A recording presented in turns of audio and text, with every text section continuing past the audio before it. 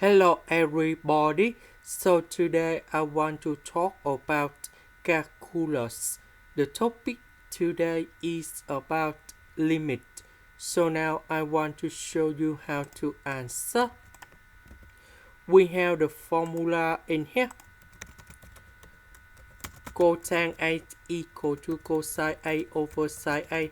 Cosecant of A, that is about 1 over sine A. Now we need to transform this one into this one, and they should be like this. So we have cosine 7 theta over sine 7 theta, and the next one 1 over sine 4 theta. Next, this one I will put into the denominator in here.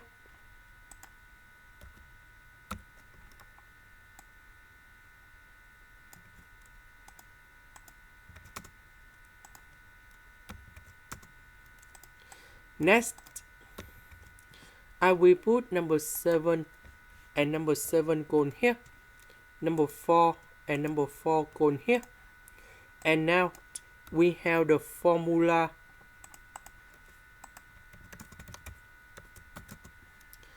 So let's say we have theta approach to number 0 in here. So we have sine 8 theta over 8 theta. That's equals to number 1. So this one in here and this one in here equals to number 1. And now we have the final answer.